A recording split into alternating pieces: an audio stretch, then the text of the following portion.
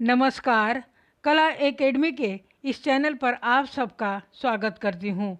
आज हमने डॉक्टर बच्चन सिंह द्वारा लिखित हिंदी साहित्य का दूसरा इतिहास से द्विवेदी युग के महत्वपूर्ण कथनों को लिया है। इससे पहले हमने आदिकाल, भक्तिकाल, रीतिकाल और भारतेंदु युग और उनके मंडल के महत्वपूर्ण कथनों का वीडियो डाल दी है। आशा करती हूँ कि आप सबके लिए लाभदायक सिद्ध हो। तो चलिए आज हम द्विवेदी युग के महत्वपूर्ण कथनों को समझने का प्रयास करते हैं। डॉक्टर बच्चन सिंह, हिंदी साहित्य का दूसरा इतिहास, द्विवेदी युग के महत्वपूर्ण कथन। सन 1908 की सरस्वती में संपत्ति शास्त्र की भूमिका छपी। संपत्ति शास्त्र चाहे मौलिक ग्रंथ हो या अनुवाद, नंद दुलारे वाजपेयी ने इसे अनुवाद माना है, पर इसकी भूमिका के प्रकाशन के बाद से सरस्वती का रुख राष्ट्रीय हो गया। सरस्वती में समसामयिकता के प्रति अधिक आग्रह है, पर भारतेंदु के गद्य में जो जिंदादिली, सरसता, हंसमुखता और व्यंग्य है वह सरस्वती में प्रकाशित गद्य में नहीं कहाँ। गद्य पद की भाषा खड़ी बोली हो गई। इसका श्रेय महावीर प्रसाद द्विवेदी जी को ही है। ये महत्वपूर्ण है। भारतेंदु मंडल के लोगों ने खड़ी बोली में जो पद्य रचनाएं की उनमें ब्रज भाषा का मिश्रण तो था ही, संज्ञाओं और क्रियापदों के रूप भी विकृत थे। विभक्तियां हटाने के लिए संधियों का रूप भी बिगाड़ दिया गया था। गुप्त जी महावीर प्रसाद द्विवेदी के निर्मित थे। उनका जन्म चीरगांव, झांसी में हुआ था। गांव की सरलता, निश्चलता और कर्मठता की वे सजीव मूर्ति थे, ठीक अपने काव्य गुरु द्विवेदी जी की तरह। वे काव्य रस में अनुभव, काव्य गुण, छंद के ठीक निर्वाह के आग्रही हैं।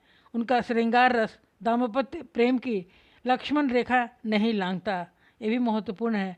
गुप्त जी जिस संधि स्थल पर खड़े थे वहाँ आचार्यत्व के प्रति मोह अस्वाभाविक नहीं है।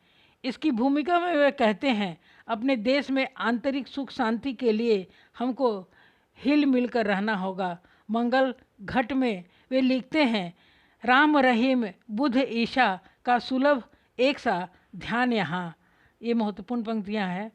उनकी राजनीतिक विचार गांधीवाद से प्रभावित थे। गांधी जी के न्यायवादी सिद्धांत उनकी आस्था थी। दूसरी ओर वे राजहीन समाज की यूटोपिया भी प्रस्तुत करते थे। उनकी नारियों में उर्मिला का चरित्र चित्रण सबसे अधिक निष्प्रभ और ठंडा है।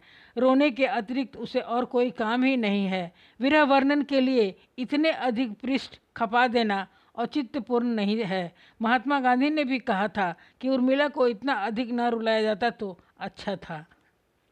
नेक्स्ट है, उन्होंने अपने को कौटुंबिक कवि मात्र कहा है। दलित नारियों की ओर से गुप्त की पुरुष वर्ग से सहानुभूति के भीख नहीं मांगते, बल्कि पुरुष को विगलित कर देने वाली करुणा की सृष्टि करते हैं। ये भी महत्वपूर्ण पंक्तियां हैं। नेक्स्ट है, जिस प्रकार उनके गुरु ने हिंदी गद्य की भाषा का परिष्कार किया, उसी तरह उन्होंने खड़ी बोली पद की प्रकृति को सुरक्षित रखते हुए उसकी भाषा का संस्करण किया। द्विवेदी जी के संरक्षण में उन्होंने एक शैली निर्मित की जिसे सरस्वती शैली कहा जा सकता है। ये पंक्तियाँ भी महत्वपूर्ण है। लेकिन उद्धव शतक का आकर्षण अब भी बना हुआ है। उन्होंने विषय वस्तु भक्ति काल के सूरदास से ली, छंद और शिल्प रीति काल से। इसलिए उद्धव शतक दुलारे दोहावली की तरह बिहारी सच्चाई की अनुकृति नहीं है। नेक्स्ट है, उद्धव शतक की टेक्निक और कसावट सच्चाई से ली गई है।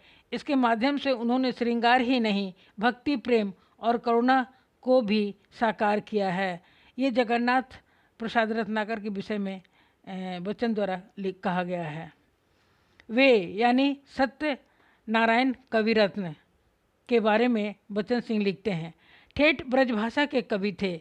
उनकी कविता में रत्नाकर के कलात्मक सौंदर्य और रेहटारिक के स्थान पर गांव की ब्रजी की सूंधी गंध थी। रसाद्रता सौंधी गंध थी और रसादरता थी। नेक्स्ट है, त्रिपाठी जी की अपने जिला सुल्तानपुर में किसानी व्यतीत करते थे। त्रिपाठी जी अपने जिला सुल्तानपुर में किसानी व्यतीत करते थे।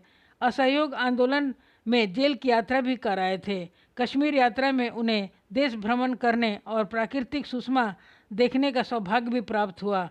अतः उनकी कविता में किसानी सहजता, गांधीवादी सात्विकता, देश प्रेम तथा प्राकृतिक सौंदर्य का स्वाभाविक मिश्रण हो गया है। उनके 3 खंड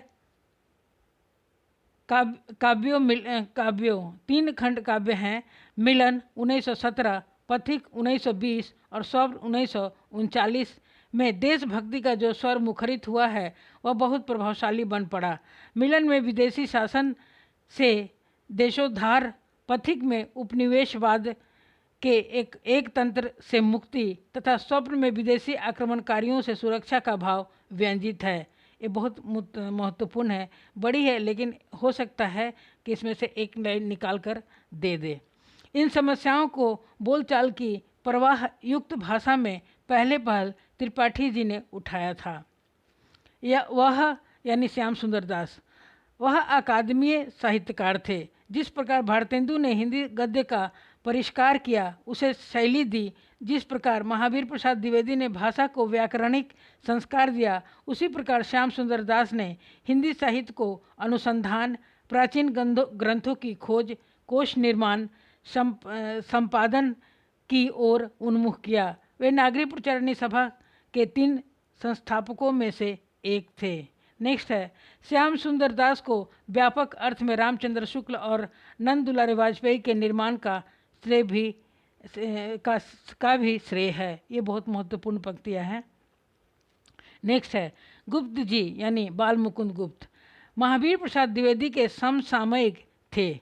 द्विवेदी जी साहित्यिक पत्र के संपादक थे तो गुप्त जी समाचार पत्र के, पर उनकी भाषा पर पत्रकारिता की भाषा ने जो धार चढ़ाई वह अप्रतिम है।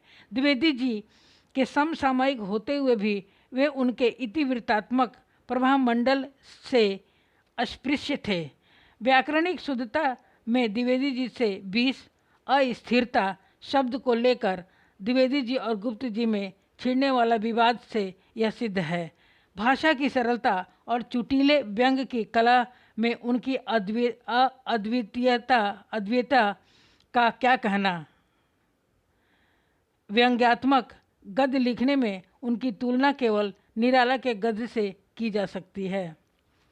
कितनी विडंबना है कि जिस समय सरस्वती शैली के लेखक और स्वयं सरस्वती के संपादक लॉर्ड कर्जन और अंग्रेजी राज्य का गुणानुवाद कर रहे थे, उसी समय गुप्त जी दोनों पर चोट करते हुए उनकी धज्जियां उड़ा रहे थे। वे हर प्रकार के अन्याय के विरुद्ध थे, चाहे वह राजनीति हो या साहित्यिक। नेक्स्ट है, मिश्र जी यानी गोविंद नारायण मिश्र जी लेखक से पहले व्याकरण हैं। प्राकृत विचार में भाषा के उद्भव और विकास पर विचार तथा विभक्ति विचार में विभक्तियों का व्याकरणिक विवेचन हुआ है। संस्कृत के उद्भट विद्वान होने के अतिरिक्त वे श्रेष्ठ भाषाविद और अनुसंधानता, कवि, कहानीकार और निबंध लेखक भी थे। पंडिताई और सहृदयता का जो विरल संयोग उनमें दिखाई पड़ता है वह आगे चलकर हजारी प्रसाद द्विवेदी में लिखा गया। वे एक और अशोक की धर्मालिपियों का संपादन करते हैं, दीदारगंज की मूर्तियों का पुरातात्विक विश्लेषण करते हैं, पुरानी हिंदी नामक निबंधमाला लिखकर अपभ्रंश की विशेषताओं का विद्वतापूर्ण उद्घाटन करते हैं, तो दूसरी ओर काशी, जय जमुना, मैया जी, कछुआ धर्म, मारे सिमोही कुठाओं जैसे व्यक्तित्व व्यंजक निबंध भी लिखते हैं।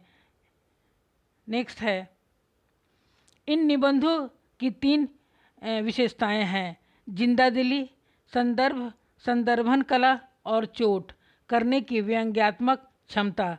भारतेंदु के निबंध में जो जिंदादिली मिलती है वह यहाँ थोड़ी संयमित हो जाती है। निबंधों के बीच में जो ऐतिहासिक और मिथकीय संदर्भ ले आए जाते हैं वे उनके पांडित्य और प्रगतिशील मूल्य दृष्टि के परिचायक हैं।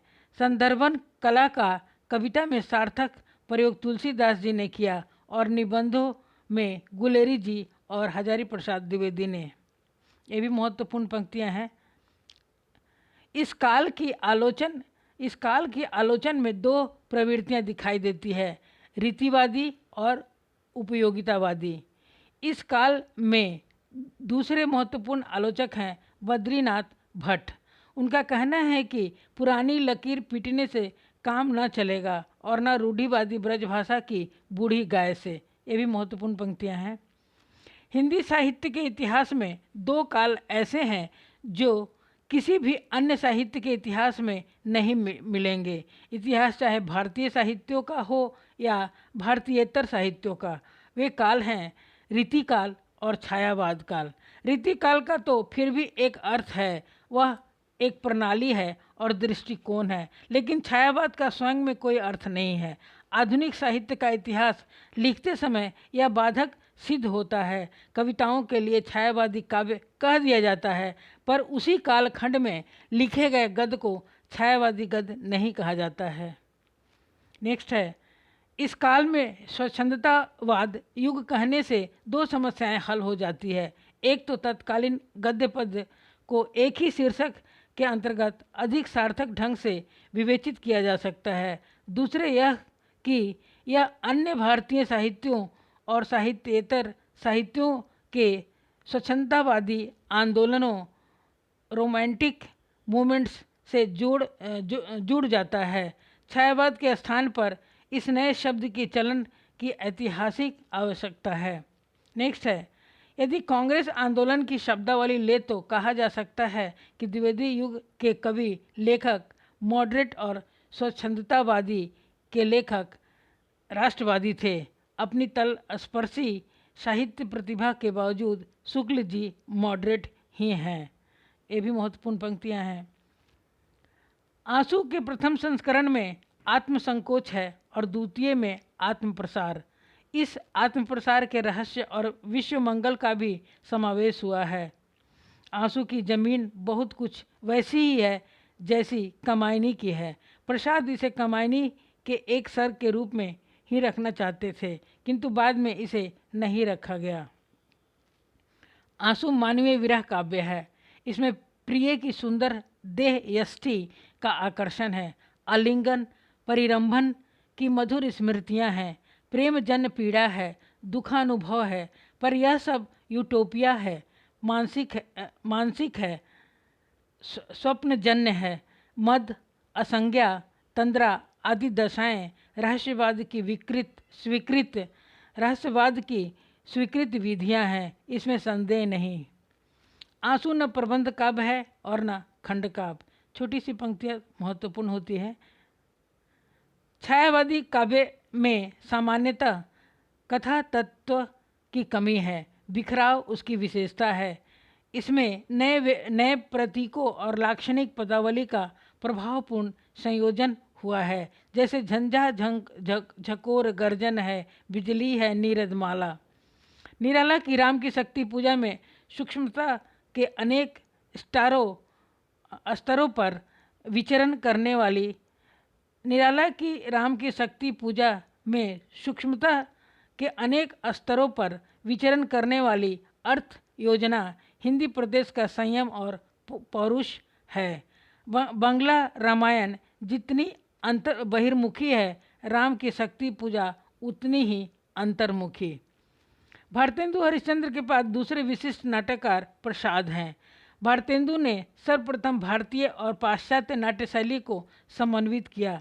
एक ओर उन्होंने जातीय जीवन को देश प्रेम के साथ जोड़ा, तो दूसरी ओर जीवन के यथार्थ चित्र भी उभारे, किंतु उनमें गहन आंतरिक दृष्टि और कलात्मक सौंदर्य का अभाव था। इस कमी की पूर्ति प्रसाद ने की। कोई आत्मकेंद्रित अहमवादी और अपने भाग्य का स्वयं नियामक है, तो कोई महत्वाकांक्षीहीन वीतराग कर्मयोगी। अज्ञात शत्रु पहले प्रकार का पात्र है तो स्कंदगुप्त दूसरे प्रकार का। स्कंदगुप्त मातृभूमि के उद्धार के लिए अकेला युद्ध करने के लिए प्रस्तुत है। चाणक्य लौह स्तंभ की तरह अप्रणत, अद्भुत, आत्मविश्वासी, निर्मम और कूटनीतिज्ञ हैं। वह सिद्धि देखता है, साधना चाहे जो हो। मल्लिका में स्त्री की संपूर्ण गरिमा, सौंदर्य, करुणा, सरलता, स्निग्धता आदि साकार हो उठी है। देवसेना, कोमा, मालविका में प्रसाद की गीतिमयता मूर्तित है। ध्रुवसाम्नी नारी अधिकार की आवाज़ बुलंद करती है। दंडायन भारतीय आध्यात्मिकता के आलोकपुंज हैं। सभी पात्रों में एक गत्यात्मकता है, परिवर्तन की आकांक्षा है। परिवर्तन रुका की महापरिवर्तन। ये पंक्तियाँ बड़ी है, ज़रूरी नहीं है कि सारी पंक्तियाँ परीक्षा में आ जाए, लेकिन हो सकता है कि इसके अंदर से एक लाइन निकाल कर दे दे। नेक्स्ट है, प्रसाद बुद्धिवाद के विरोधी थे तो मिश्र जी बुद्धिवाद के समर्थक। प्रसाद बुद्धिवाद के विरोधी थे तो मिश्र जी बुद्धिवाद के समर्थक। उन्होंने बुद्धिवाद के समर्थन में लिखा है, मैं बुद्धिवादी क्यों हूँ। उनके नाटक शिल्प की दृष्टि से यथार्थवादी, कथ्य की दृष्टि से प्रतिक्रियावादी, उद्देश्य की दृष्टि से पुनरुत्थानवादी है। वे अपने नाटकों में भारतीय विवाह प्रणाली का समर्थन और स्वच्छंद प्रेम का विरोध करते हैं। ये लक्ष्मी नारायण मिश्र के विषय में बच्चन सिंह का कोटेशन है। नोट, अभी तक 3 नाम आया है जिसके में तीनों नाम में नारायण और मिश्र है, लेकिन तीनों का युग अलग अलग है। पहला नाम प्रताप नारायण मिश्र का आया है जिसमें भारतेंदु युग के थे। दूसरा गोविंद नारायण मिश्र का है, वे द्विवेदी युग के थे। और तीसरा आया है लक्ष्मी नारायण मिश्र, ये प्रसाद युग के थे। कन्फ्यूज़न को मिटाने के लिए हमने यहाँ एक छोटी सी नोट्स लिख दी है, आगे देखते हैं। वे हिंदी के प्रत्येक आधुनिकतावादी कथाकार हैं।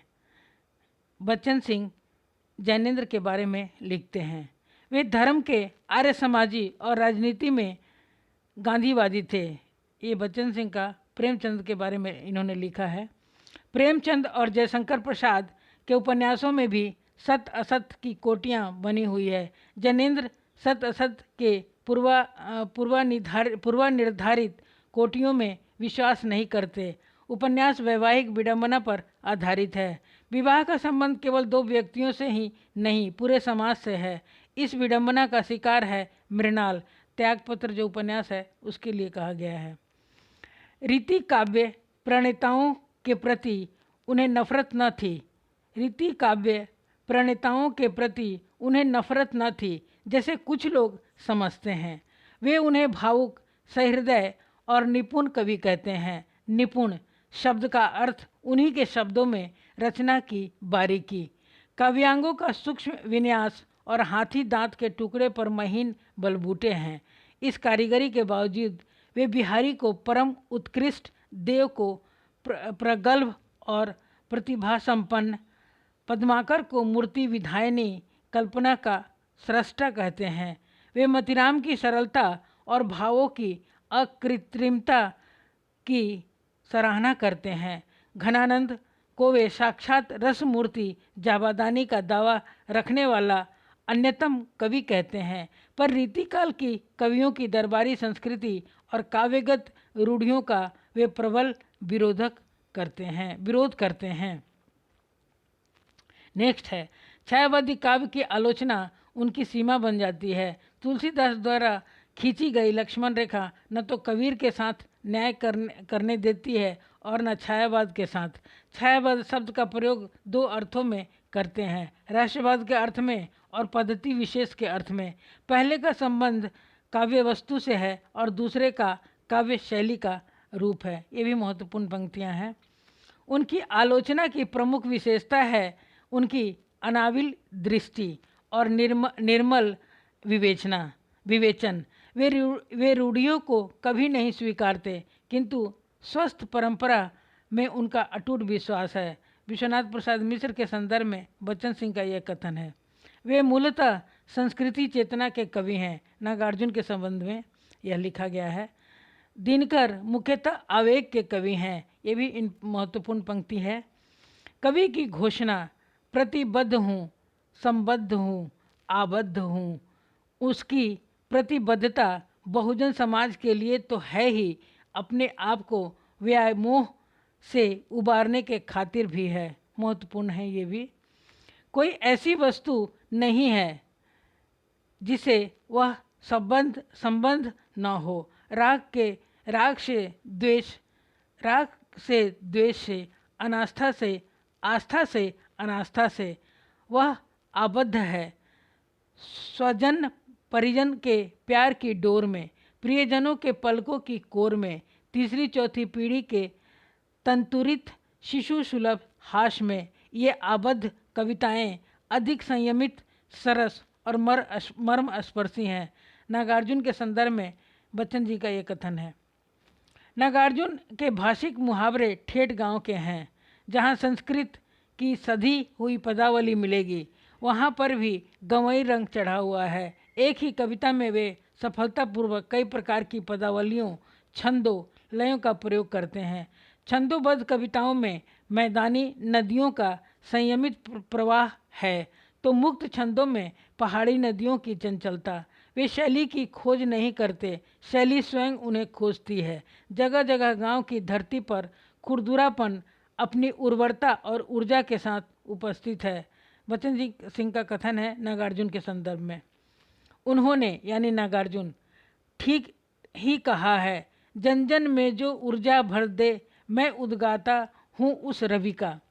वे यानी शमशेर बहादुर सिंह मुख्यतः प्रेम और प्रकृति के कवि हैं। कहीं दोनों अलग हैं और कहीं दोनों का अद्भुत रासायनिक घोल है। अपने चित्रों को बनाने में वे अनेक रंगों का प्रयोग करते हैं। रंग कई हैं, पर एक भी चटकीला नहीं है।